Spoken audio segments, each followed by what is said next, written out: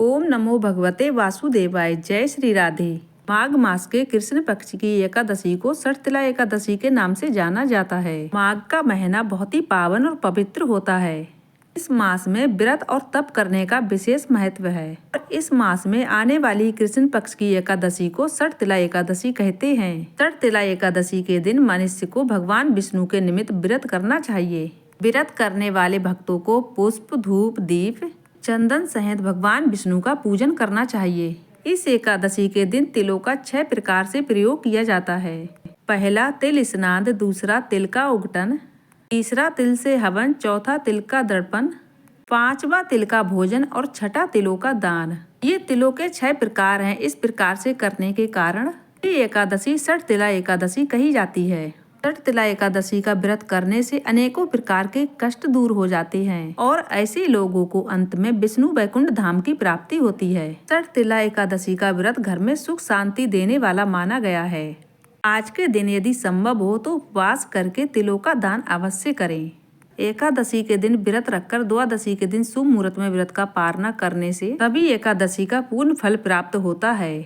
द्वादशी के दिन तिलों का अन्न, धन, वस्त्र, फल, सब्जी का दान करना चाहिए। यदि इतना संभव ना हो तो सिर्फ आप तिलों का दान भी कर सकते हैं। तिलों का दान करना भी एकादशी के दिन बहुत शुभ फलदायक होता है। अब जानिए षटतिला एकादशी की तिथि और शुभ मुहूर्त के बारे में।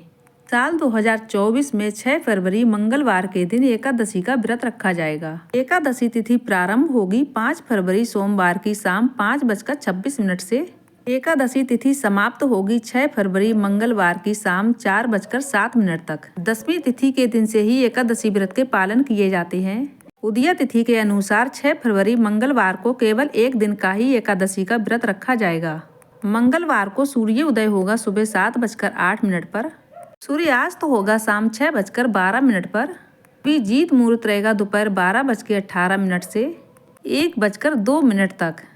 अभिजीत मुहूर्त के समय आप अपनी इच्छा मनोकामना के लिए भगवान विष्णु का पूजन या मंत्रों का जाप कर सकते हैं।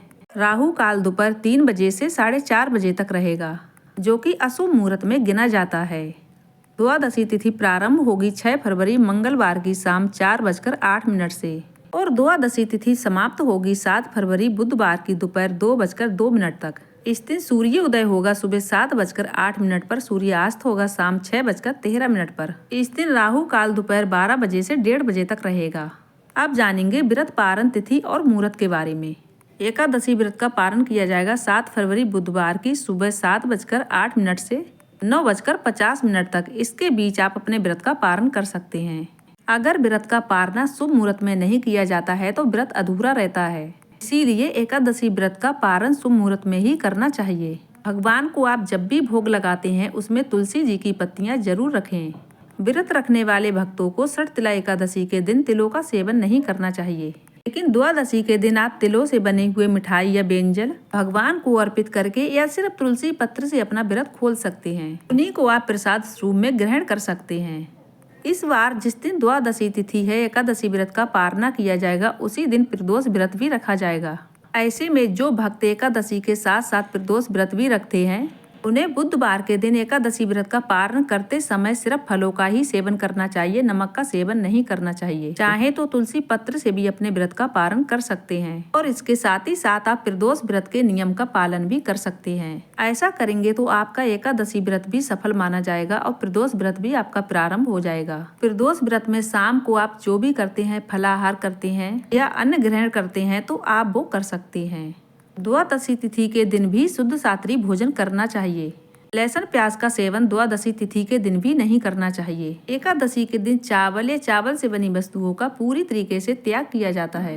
यदि आपके घर लड्डू गोपाल जी हैं तो उन्हें भी आप चावल या चावल से बनी किसी भी चीज का भोग न लगाएं। दसवीं तिथि के दिन ही तुलसी पत्र तोड़ के रख लिए जाते हैं, क्योंकि एकादशी के दिन तुलसी छूना या तुलसी को तोड़ना पाप माना जाता है। नहीं, एकादशी के दिन तुलसी में जल दिया जाता है। इस दिन तुलसी जी के पास एक शुद्ध घी का दीपक जला के रखना चाहिए।